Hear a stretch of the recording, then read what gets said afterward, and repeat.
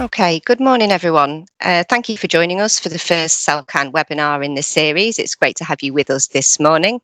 My name's Heather. I'm the Climate Change and Environment Officer for South and East Lincolnshire, and I help to facilitate the running of the SELCAN network. So who are SELCAN? We're a network of volunteer representatives from the private, public and third sector who come together to share best practice and expertise and drive forward action in relation to climate change. So SELCAN are your hosts today, along with my colleague David Knight from PECT. He's got a fantastic presentation to share with you this morning around carbon footprinting. I hope you enjoy the presentation. If you have any queries or questions at all as we go along, please pop those in the chat and we'll answer those at the end of the session. So without further ado, I'll hand over to David and I hope you enjoy the presentation this morning. Just to introduce myself, my name is David Knight. I'm the Principal Consultant at PECT, and today we're here to talk about carbon footprinting. Today's session is really just focused around sort of what a carbon footprint is, what sort of things to consider, and it's really aimed at organisations who might be considering net zero or just looking to get a better handle or an understanding of their carbon emissions. So hopefully there's something to take away from today. So I have been in sustainability now for over 12 years. My main sort of area of focus is on carbon emissions and energy management with organisations. And so I work with organisations across the UK, helping them to understand both their energy sort of use, but also from that then the carbon emissions they have and how they can sort of look at setting up their own carbon accounting to make reductions in their own emissions. So just in terms of what we're going to look to cover today, so we're going to look at what a carbon footprint is, why it's important, talking about the different scopes and how that relates to both what you need to do when you're starting out, but also what you might need to consider if you're looking at net zero, what sort of data you need to where to source it from. And mostly what we're going to focus today is actually the calculation part of the conversion of the carbon footprint. So how to take your data and turn it into a carbon factor, into a carbon footprint. And we'll also have a look at some sort of online options as well. So and then finally sort of look at just the basics in terms of how to review it and what kind of information you want to take away once you've actually looked at your carbon footprint. Today, so I'm just going to, sorry, pardon me. Fine. Okay.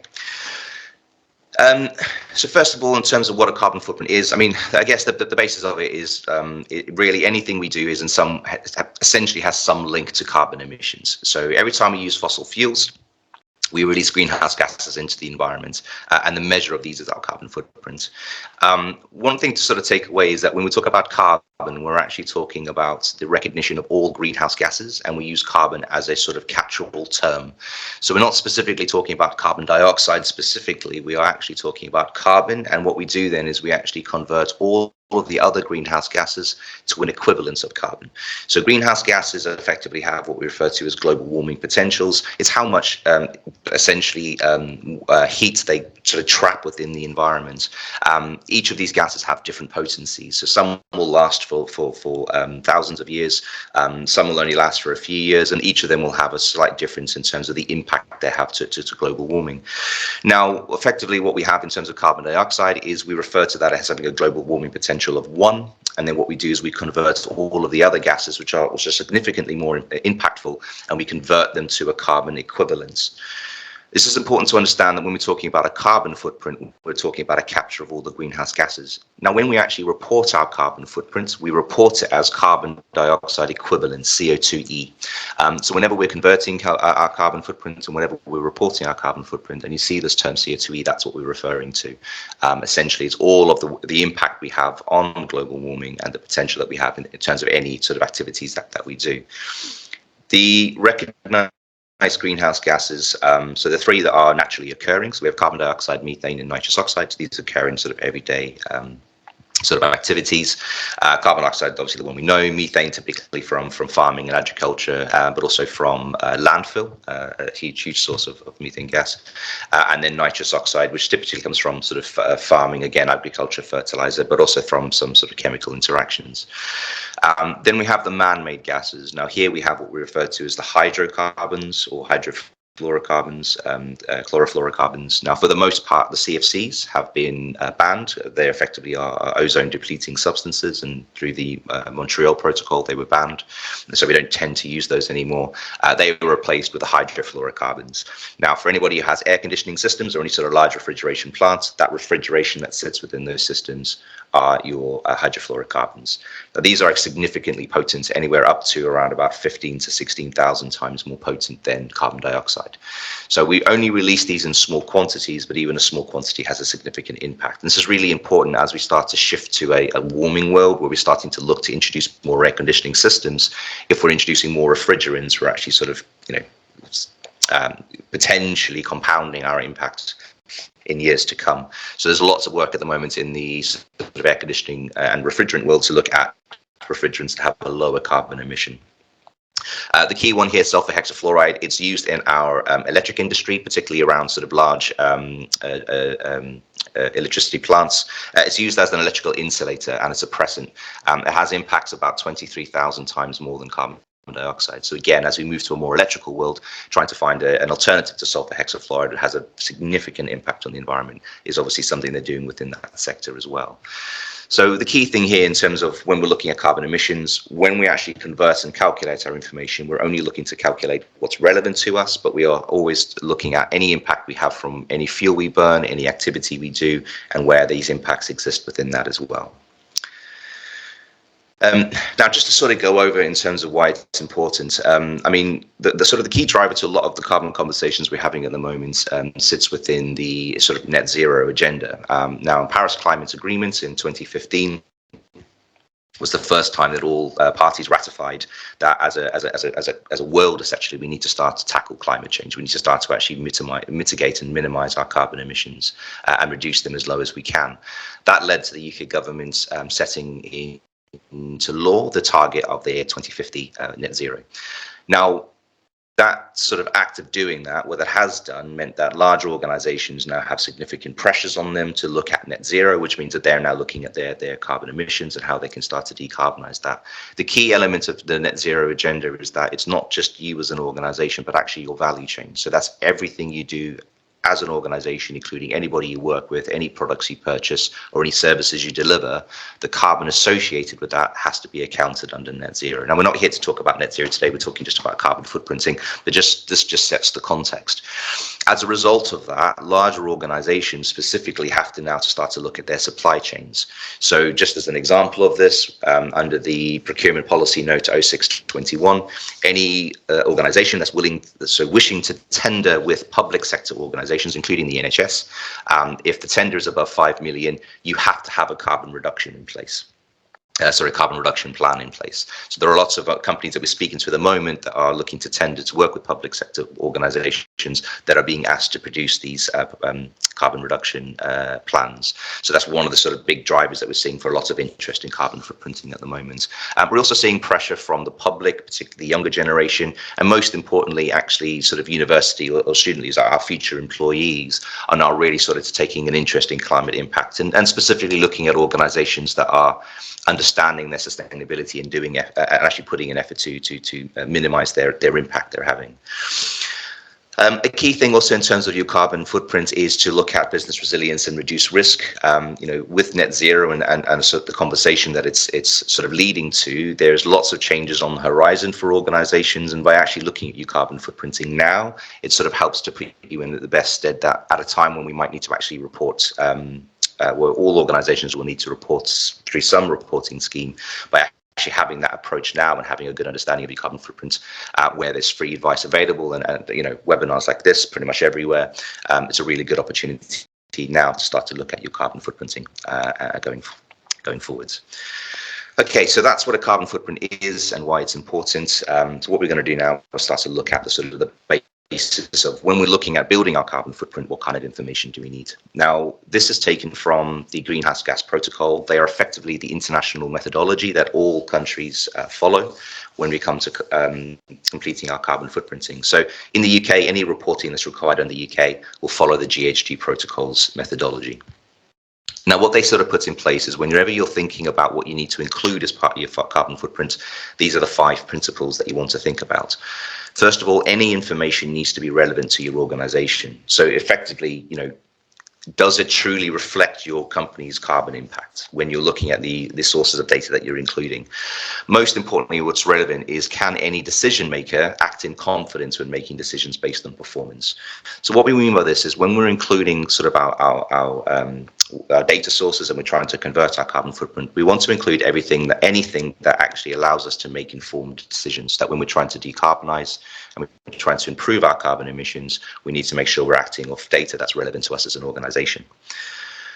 Off the back of that, we also want to make sure that we're complete. So as much as possible, we want to try and avoid sort of excluding elements because it's either difficult or complicated. Yes, we might want to do that in the first instance when we're starting out, but over time, we want to continue to grow and build on our carbon footprint to ensure that actually we're as complete as possible. So again, when we're producing our carbon footprint, it gives us a complete picture, which is then relevant to organizations, so we can start to make decisions, so you can see how these build upon each other. The process in which we take needs to be consistent, so we want to make sure we're following the same methodology each time, so that our carbon footprint from year 1 to year 2 is comparable, so we can always compare in our performance as we're going forwards. That's really sort of important when we start to think net zero, and so there's long-term targets that we need to put in place. To have a consistent methodology means that at any point we look at our carbon footprint from now to 5 years ago, we're comparing apples with apples.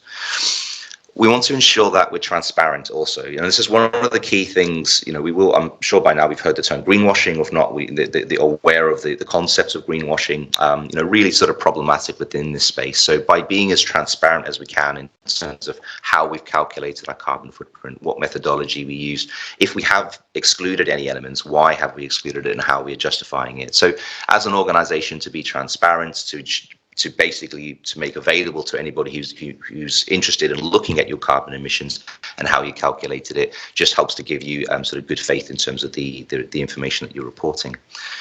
And then finally, obviously, we want to be as accurate as possible. So whenever we're looking at data, we're trying to get good data sources. We're trying to ensure that we're minimizing any assumptions and estimations, and that the carbon footprint is based on accurate, good data. However, there does need to be trade-offs. We can't always be complete and accurate at the same time, particularly when data sets aren't necessarily available to us.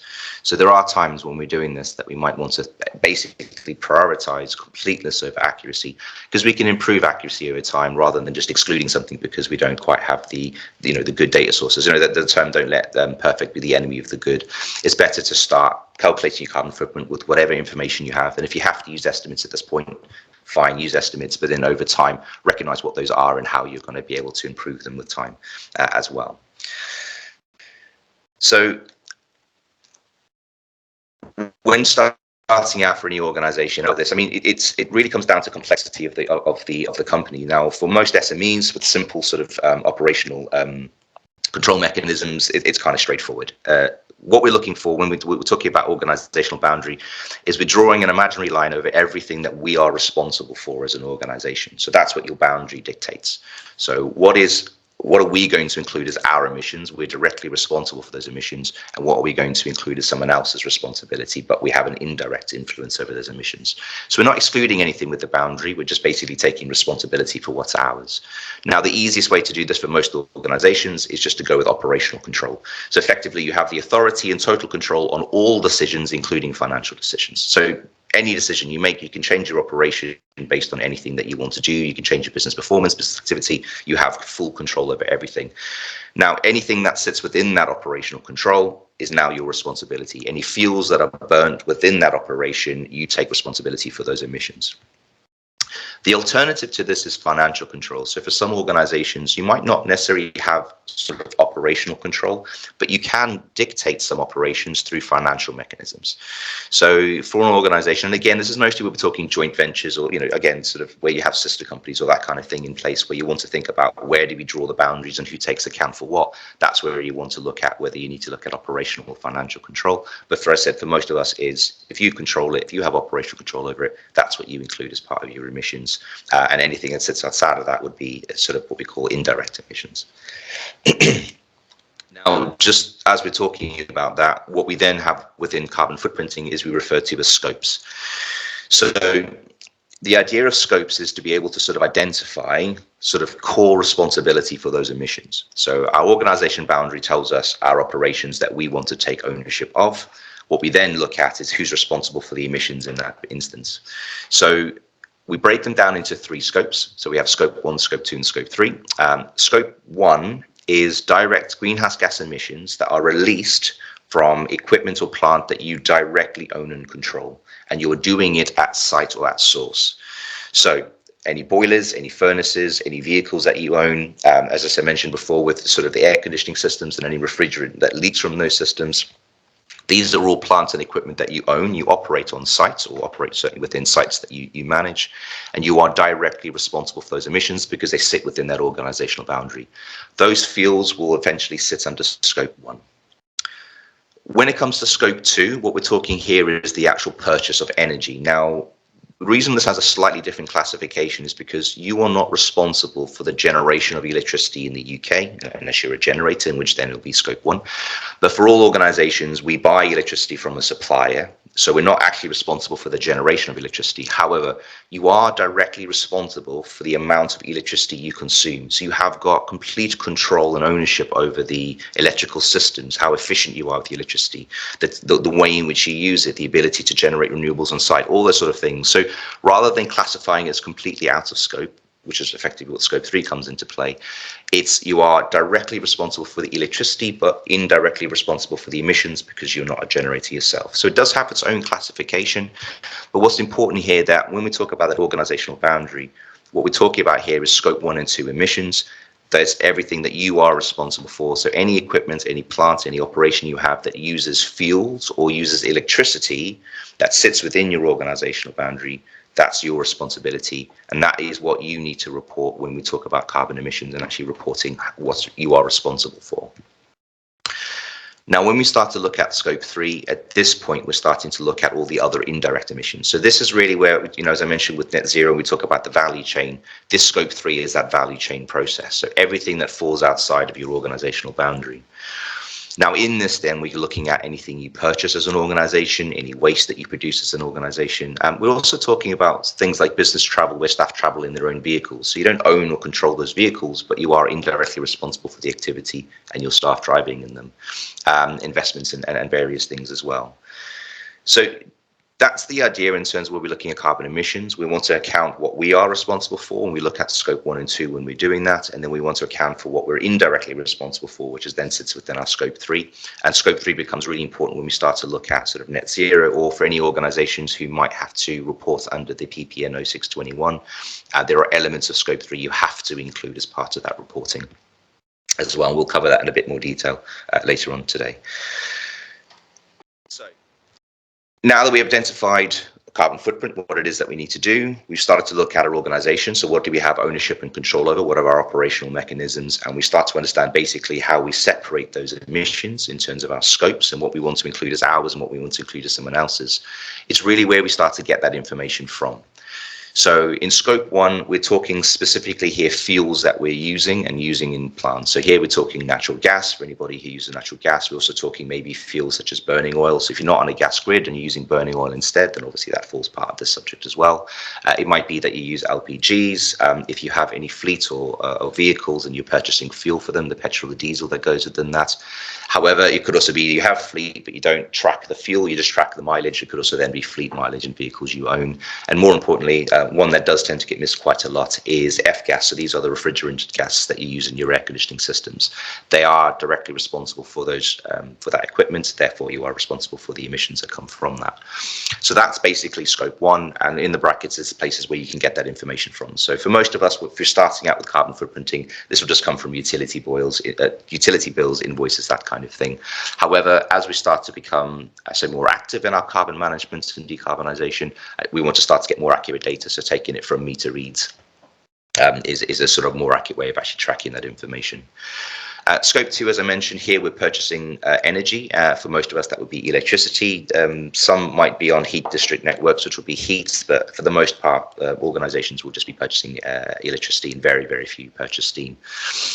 So with electricity, we're looking again, utility bills is the first place to get information, but again, also meter readings to sort of make that information more accurate.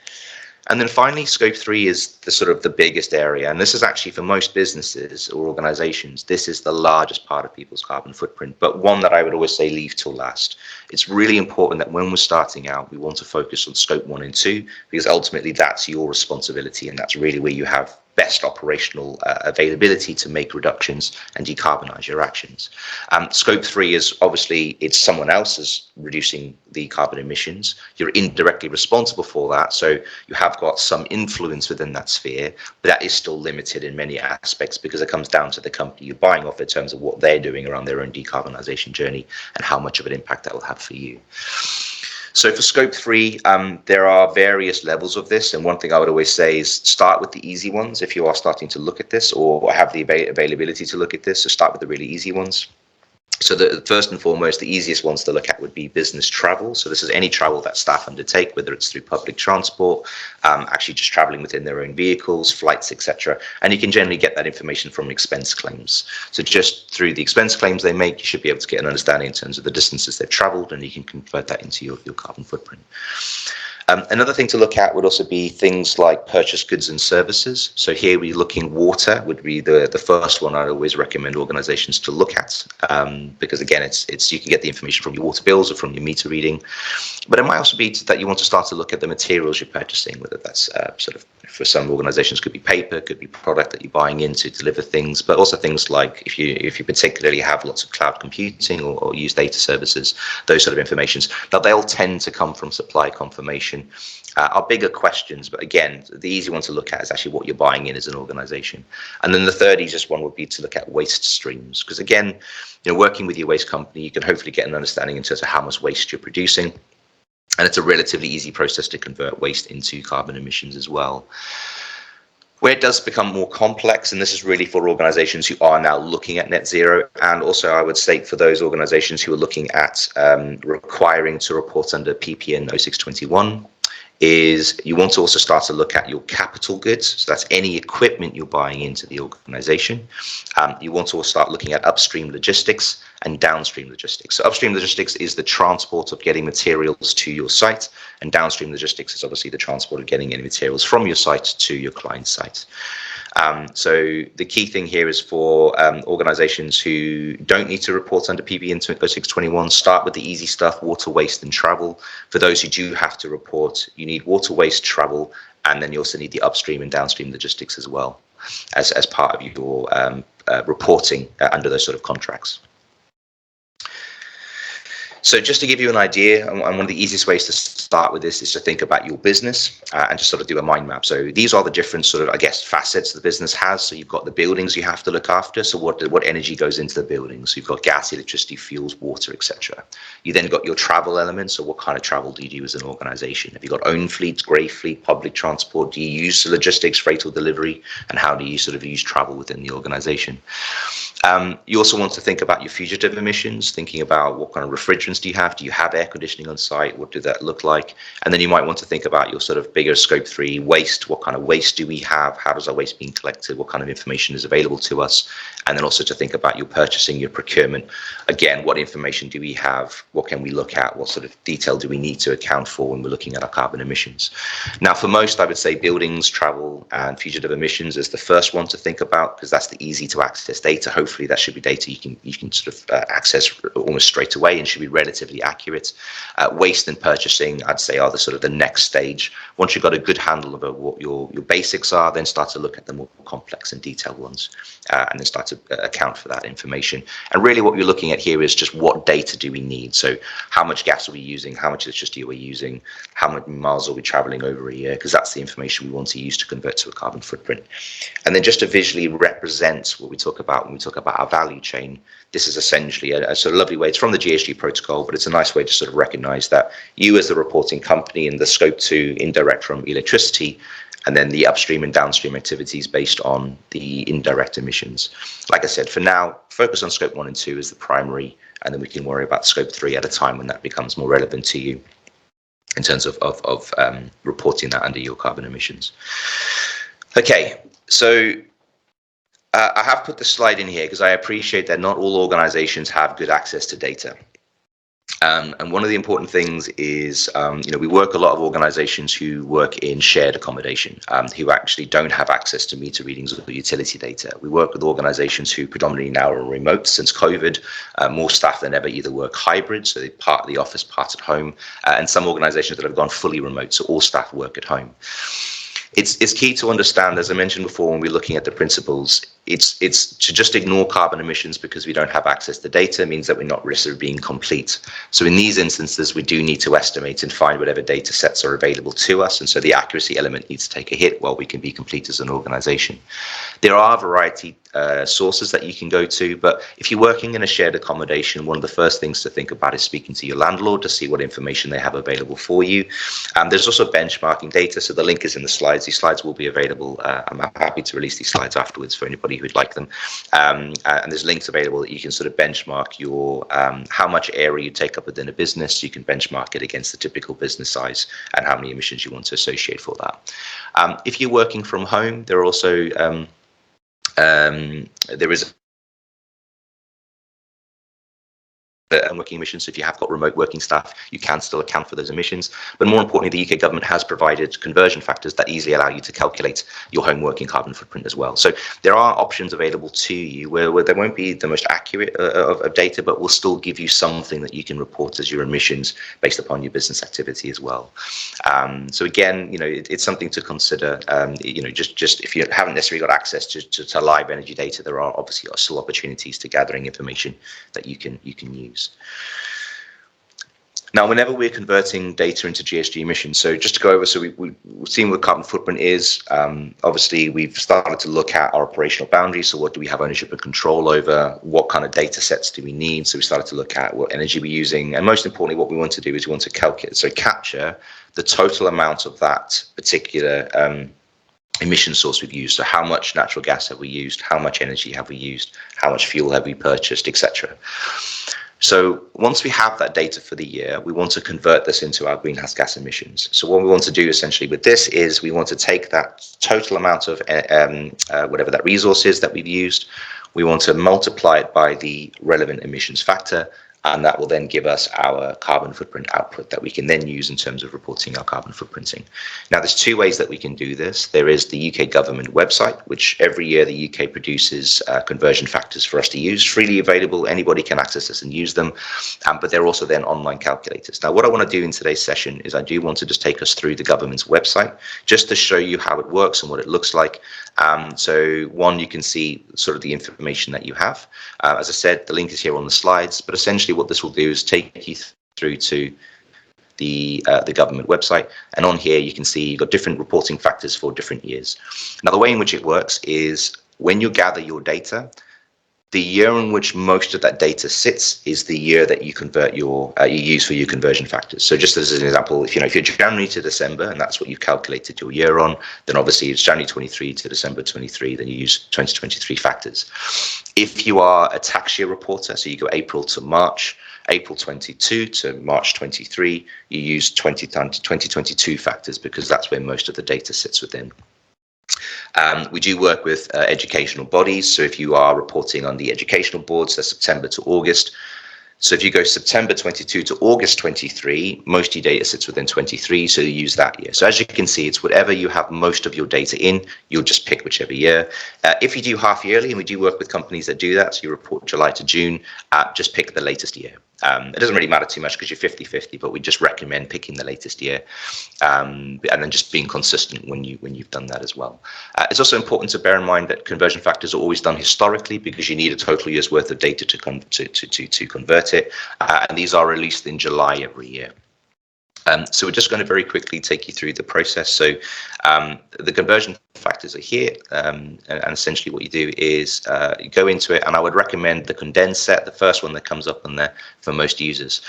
Now, what's really important is that when you first look at this, it does look very complicated. It's a huge document, and I can appreciate that this can be quite off-putting for many people. However, once you've done it once, It's exactly the same process each time, and actually it becomes a lot easier the more you do it. So rather than paying for people to do carbon footprints and all that kind of thing, or paying for equipment, for paying for sort of onboard things, just be aware that this is free. Probably take you about 10 minutes a year to do this, just to get the factors that you need.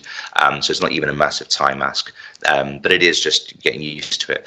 The one thing I'd also say about the spreadsheet is that there's lots of information in it. It's got how to use it. It's got frequently asked questions. It's got guidance and examples in terms of what you can use. So you can actually learn how to calculate your carbon footprint just by reading through the spreadsheet as well, if that's something that you're interested in.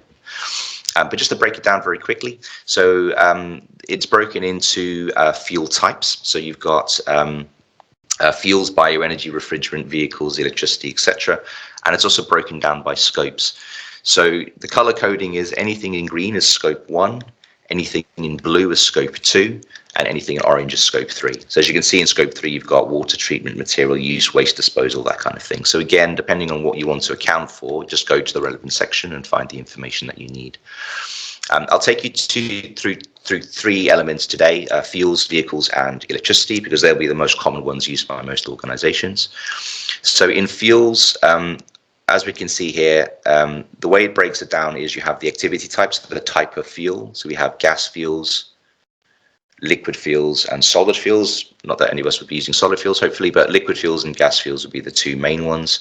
And then you've got obviously the different types of fuels that you have. So for the most of us, it'll be natural gas. For those that use LPG, etc. Now, as I mentioned before, when we're converting our data, we're converting the carbon equivalence. So anytime we want to use it, we always want to use the carbon equivalence factor. So we have our natural gas, we've taken our utility bills, we've calculated the amount of natural gas that we bought over the year, and we have our kilowatt hour equivalent in terms of now converting that into carbon equivalent. So as we can see here, we have different metrics that we can use, and we have net and gross. So the question is, which one do we use, net or gross? So just to show you, the very first point under guidance is it tells us that we want to use the gross calorific value, because effectively when we get our bills, it's provided to us as a gross calorific basis. So if you're using utility bills and converting the kilowatt hours, have the kilowatt hours, you would multiply your total gas consumption by 0.18292, etc., and that will then give you your carbon equivalents for the natural gas that you've purchased. Same with LPG. LPG would either be litres or tonnes, depending on how you've purchased it. And again, you would just take the total for the year, multiplied by the appropriate factor, and that will give you your carbon equivalent. And then again, we've got burning oil. So anybody who uses oil isn't on a gas grid and purchases oil to go into effectively what would be kerosene. Again, you would purchase that in litres. So you take the total litres for the year, multiplied by 2.54, and that gives you your carbon equivalency. And you also got gas oil for industry, so that's red diesel effectively. And then you've got petrol for fuel vehicles and diesel for fuel vehicles. And for diesel and petrol, you're using biofuel blend, which is effectively what you buy for forecourt. So again, total litres purchased multiplied by the factor, and that gives you carbon equivalent. So you can see the process itself is, once you know where to find the factors, the process itself is quite straightforward. In terms of vehicles, the way it's done, there's several ways that you would look at vehicles. You can either go by market segment, and what's really important is on each of these little red tab, there are notes that explains what you're looking for. So a mini is essentially any vehicle that falls within this classification. So really small vehicles, sort of city vehicles as they would call them, Toyota Aigos, Honda i10s, smart cars, that kind of thing. Luxury vehicles would be your sort of larger ones, your Jaguars, Mercedes-Benz, etc. So if you know what type of car you have in terms of the market segment, you can, again, depending on the fuel you purchase, you can find the one that you're looking for. However, for most, what I would always recommend is size. So this is done by size of engine. So a small vehicle is 1.4 or 1.7 for petrol or diesel. A medium is anything between those up to 2 litre, and large is anything above a 2 litre. I find that an easy way of doing it, but it's really up to you how you want to approach it. Now, what's important is for any organization that has got grey fleet, so you don't own vehicles yourself, but a lot of your staff travel, when you want to actually measure the impact of that, rather than trying to find out every single car every single one of your employees has, the government has produced an average car factor. So this is really useful if you just have the total amount of mileage you've traveled. You just want to get an average of that. You can just use the average car, and that just saves you the exercise of having to literally find out every single vehicle your staff use. So the way it works is, let's say we've got medium cars and they're all diesel. So we look at medium car, we track in miles. Remember, we're looking at carbon equivalents, and we have the diesel fuel. So that's the conversion factor that we use. So we could take our total mileage, we convert it, and we multiply it by 0.269, and that gives us our carbon equivalent. And it's the same for petrol, so same elements. If we have petrol vehicles, we're just looking for that. And then just to go across, we've got hybrid. So if you have hybrid vehicles, not many people use CNG and LNG. And then you've got plug-in hybrid and battery electric. A key thing in this is, as I mentioned before, is if we have grey fleet and we don't know the types of vehicles we have, but also then we don't know what type of fuel we have, the government has also given us an unknown factor. So we can take the average car with an unknown fuel, so really looking at grey fleet here, and we can take our total mileage and convert it by multiplying that total mileage by 0.26817 according to 2023 factors. So it's important to say that just, as I mentioned, if you haven't necessarily got all of the information but have enough to be able to convert, there are factors available for you to sort of look at. And again, by reading through the sheet, it does help you in terms of how to calculate it, what things to think about, how would you know different aspects to your vehicles, and how can you make your calculations more accurate as well. So that's the sort of the vehicle element. It's the largest part of it because the way it separates both the car and the fuel. But as you can see, once you get used to it and know where to look for your information, it's relatively straightforward to do this year on year. And then finally, UK electricity, really simple. It's just one factor. It's just finding kilogram carbon equivalency for the year, and that's your electricity factor. Now, what's important to note is that electricity factor changes year by year because it depends on how much renewable energy we have on the grid. The more renewable energy we have on the grid, the lower this factor becomes. And the UK government is working to decarbonise the grid. So hopefully between 2030 and 2040, we should hopefully have a net zero grid, which means that this emissions factor will come down year on year as we use electricity as well. So that's the government spreadsheet. Hopefully, as you can see, it's not necessarily while it can be a large document, once you actually start to use it and get used to how to use it, it's relatively straightforward.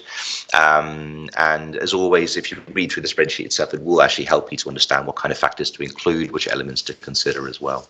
And as I said, there is support within your region as well. So if you're looking at someone to come in and help you do your carbon footprint, we'll talk about it at the end of today, but there is support available for you if you want to find out a bit more or just get a bit of help in terms of actually doing this.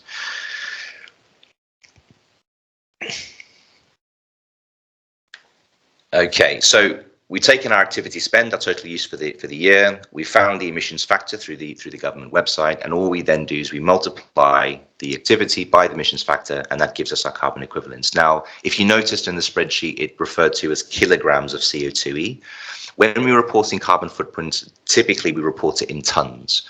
So when we calculate using the emissions factor, that will give us the kilogram weight. So we divide that weight by 1,000, and that gives us our tons. So you take all of your gas, you take all of your electricity, you take all of the emissions that you calculated for your travel, you add those all together, divide that total sum by 1,000, and that gives you your total tonnage of carbon emissions. And that's essentially how you would do it. Now, what's really important is when we're looking at our carbon emissions is we want to start to use the information as a way that can help inform us to make decisions. If we're looking to decarbonize, we want to understand, well, what do we want to do? Where are the best areas for us to decarbonize? So one of the key things is once you've done your calculations is to actually separate it out across the different elements to it and to turn the information into a visual thing that you can start to use. Now, this is really important because what this helps us to do is, as organizations, is to think about what are the areas that we want to prioritize most. We can't tackle everything. We haven't got time to do absolutely a million things in the world. We also have to run our businesses and all those sort of things as well. So actually, if I need to decarbonize, what are the things that I want to look at first and what do I want to sort of prioritize? So by turning your carbon footprint into essentially this type of graph data, we can start to see here where our priority areas are. So this is an organization that we did a bit of work with. And as we can see here, so they're not on a gas grid, they just use burning oil, have a bit of fleet, also a bit of business travel, and then just generally a bit of waste and a bit of, essentially a bit of waste. And that's kind of their business in a whole. So obviously, heating was their largest area. So burning oil was sort of the largest area that they needed to consider. So that's really what I would say is they want to prioritize their first part of action plan. What does our heating system look like? What kind of improvements can we make to our buildings? What's the opportunity for us to minimize that? Can we shift from burning oil to electricity in terms of how we apply our heating, etc.? So that's sort of the area that you want to sort of tackle first. followed then closely by electricity. So those, I would say, for the organization are your two hotspots, and that's what I would prioritize over the next couple of years, looking at burning oil as the primary one, and then also looking at electricity in terms of efficiency. So how can we make sure our electricity is more efficient? What kind of lighting are we using? What are things being left on unnecessarily, that kind of thing. So by looking at your carbon emissions and starting to understand where your sort of hotspots are, it helps you to understand what do I want to prioritize in terms of activities and actions going forward. So it's important that the carbon footprint isn't just an exercise we do once a year just to get a value. It should also be done in terms of actually thinking about what activities do we want to consider for the year to decarbonize and start to reduce our carbon emissions as we go forward. Really important for any organization having to report under PPN Note 621 is you do have to demonstrate every year your activity to minimizing and reducing your carbon emissions. And this is something we're going to see coming in more regularly for organizations. The government is already talking about extending reporting to SMEs. What that looked like is still yet to come. But we could be looking maybe as early as 27, 28 that organizations will have to report to through government mandatory reporting elements, which will include carbon emissions, and within that, how you're going to reduce. And that's why it's really important to start to get a handle of this and thinking about how you can start to decarbonize as an organization as well. So last couple of slides then, before we sort of move on to some questions. First one is, as I mentioned before, the DEFRA does provide the sheet for us. I would always generally recommend that, by doing it yourself, you get a better handle of the type of information. However, that's not to say that online calculators aren't useful. There's some really sort of good tools in this. Within this slide itself, these are 4 sort of carbon calculators that I've tended to come across and seen businesses use quite regularly. I've played with all of these myself and put my sort of suggestions and hints within the slide itself. I think each of them have pros and cons, but what it will always say, it comes down to what you are looking for as an organization. Which of these online carbon calculators are going to give you the best source of data, depending on what you want to do with it.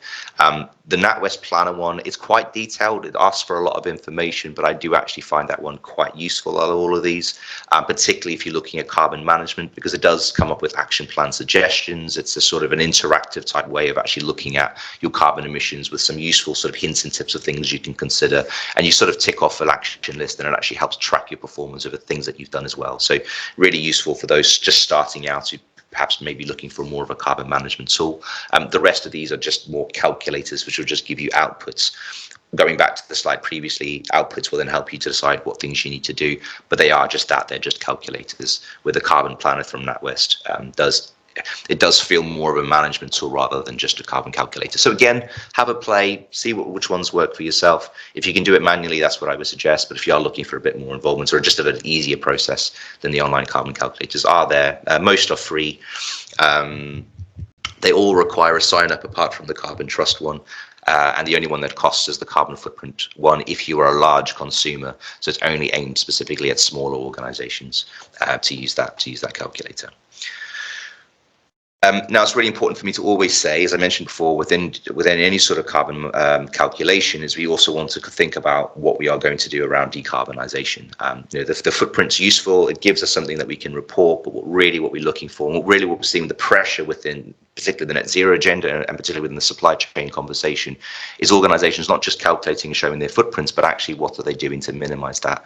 Now, what's really important side by side is to not just think about your emissions, but also think about what are you doing to mitigate that. And what we've seen work time and time with organizations is to develop some form of management system, whether that's an environmental management system or an energy management system, depending on what you want to achieve.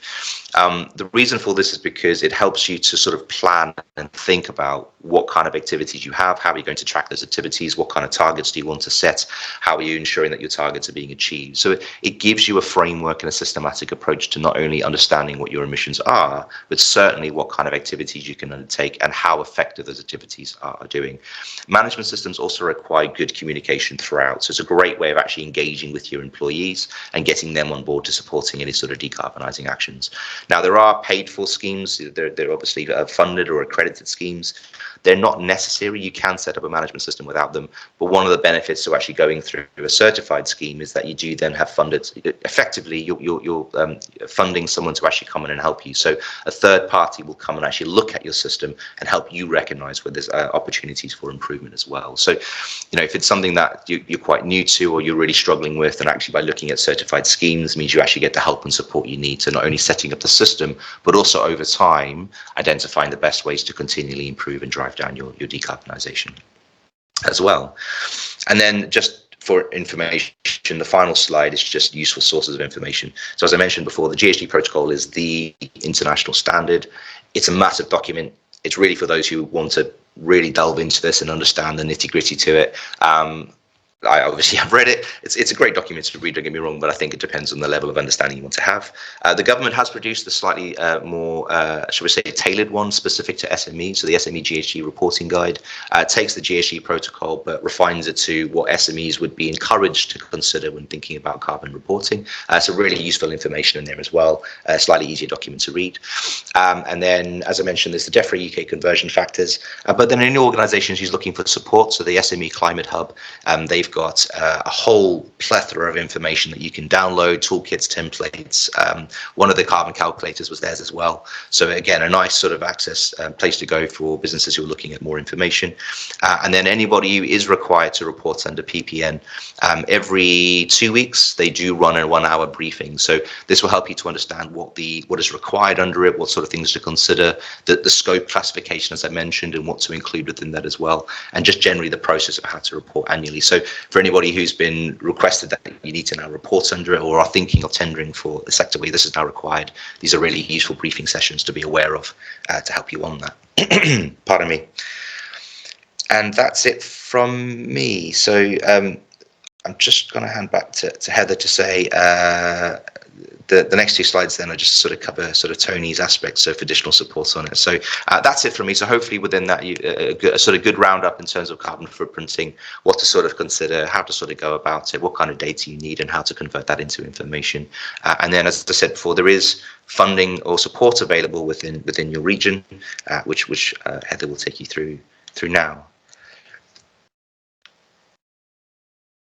Lovely, thanks, David. That was really, really interesting, fascinating presentation. So thank you very much. And further to what you've just said, I just wanted to highlight that there is some advice and support available for businesses at the moment through South and East Lincolnshire Council's partnership. My colleague Tony Newell is a specialist environmental and energy advisor, so he is available to assist with any advice and support in relation to sort of developing your carbon footprint or additional carbon reduction measures like developing an action plan. He can also provide, as you can see on the slide, some on-site energy and auditing sort of services. So if anybody would like to have a chat with him, his contact details are on the bottom of the slide. More than happy for you to get in touch and see how we can support you. It's quite a tailored sort of service, so something that I think will be really helpful for people that are really looking to explore how they can work more sustainably and develop some of these sort of baseline measures like your carbon footprint. So please feel free to get in touch with Tony if you'd like to discuss anything with him.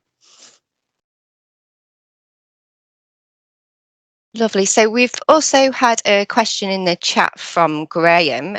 Graham's asking, how does the production of electricity for transport affect our carbon footprint?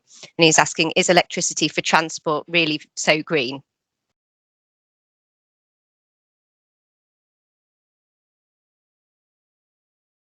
I think you're on mute, David. Sorry, apologies. I keep doing that. So great questions, Graham. And yeah, so just answer I'll actually answer the second part first. What's important to understand at the moment, as I showed with the UK electricity factors, if we look at petrol or diesel at a kilowatt, at a sort of litre per, at a kilowatt hour basis, they're roughly about the same as the electricity at the moment. So actually, the electricity grids we have now basically release the same amount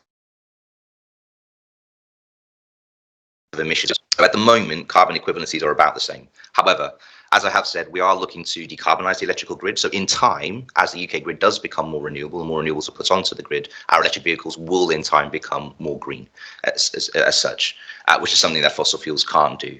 The other side of it as well is that the particulates that release from the exhaust fume, they have a wider impact. So not necessarily directly linked to carbon emissions, but more sustainability in terms of general health and obviously air quality. Fossil fuel vehicles have got other impacts beyond carbon emissions that electric vehicles don't have because they don't have tailpipe emissions. So there are sort of two elements to that. In terms of carbon accounting for electric vehicles, what's important to understand is this will come down to how you charge and manage your electric vehicles. If you charge your vehicles on site, the energy you're using to charge that vehicle now is included as part of your electricity consumption. You don't have to account for the electric vehicle separately, otherwise you'll be double counting. So if you have a managed fleet and those vehicles are charged on site, then effectively what you're doing is you're just accounting for the emissions from those vehicles within your standard electricity carbon factor.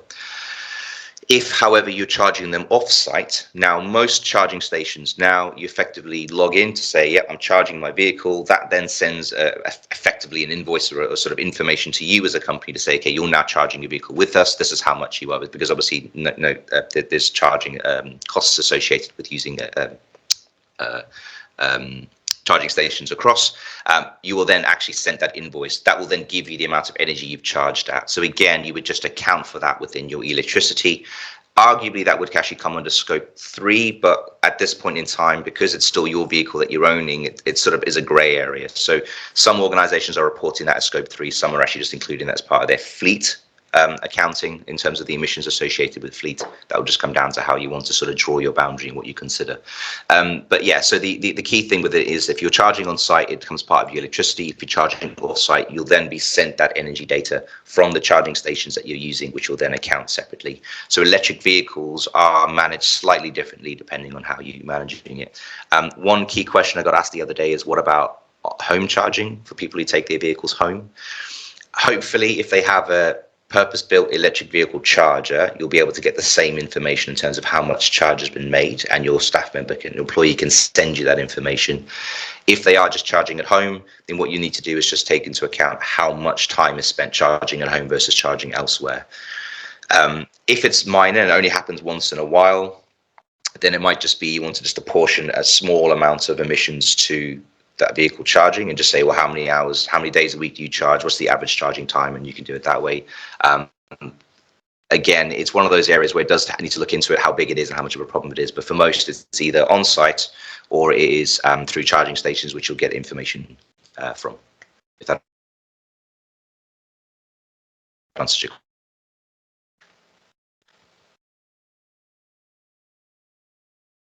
Lovely, thanks, David. Would you say there's any really common sort of pitfalls or mistakes that people tend to make when they're first looking at developing a carbon footprint? One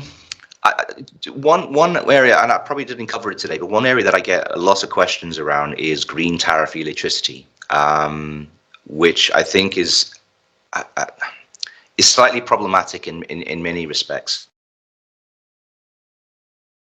So get asked is, if as an organization I'm buying green tariff electricity, does that mean my electricity is now green and therefore zero emissions? And the answer to that question is no, it doesn't. What it does mean is, as an organization, you are funding and investing in effectively renewable generation in grids. The way it works is that the UK grid is a single grid and all electricity goes into the same grid. So any electricity we pull out the plug is the same electricity that everybody else pulls out the plug. The generation of the electricity is different, however, because we have nuclear, we have got gas turbines, we have got renewable energy and that sort of thing. So the actual mix itself was different depending on what you're doing. But ultimately, we still get the same electricity, and that electricity is as mixed and blended and all the other sources as everywhere else is. So when we are reporting our electricity, what's really important, and this is actually recommended both in the GHG protocol and also in the UK government reporting factors, is that we should calculate both and demonstrate, first of all, our grid emissions factor using that 0.201 that we saw within the spreadsheet, or what online calculators will give us. And we should calculate and say, well, this is actually the grid based on our location. So this is how much energy and this is how much emissions we are associated with using grid electricity. And then what we should also do is say, however, as an organization, we have made the conscious decision to buy green electricity through a green tariff.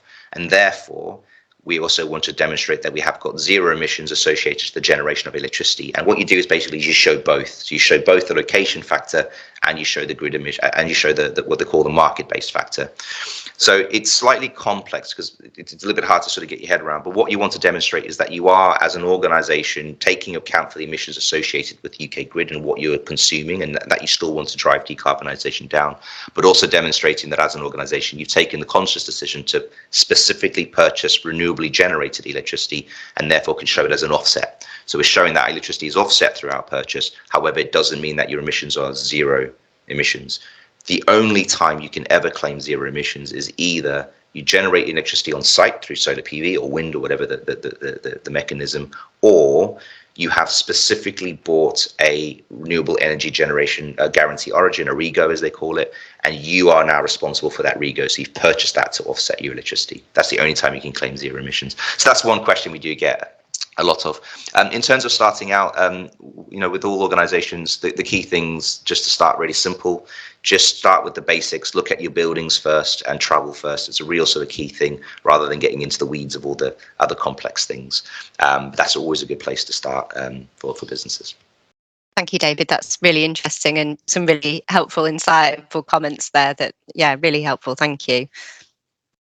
Okay, we've just got a couple of minutes to go, so I think we should maybe wrap up there for today, but I just want to thank David ever so much for doing a fantastic presentation and hosting today, and thank you to everybody in attendance, and hopefully we'll see you at the next event. We've got a series of webinars. This is the first of 8, so if you're interested in attending any of those future events, please feel free to get in contact with me. My email address is in the chat.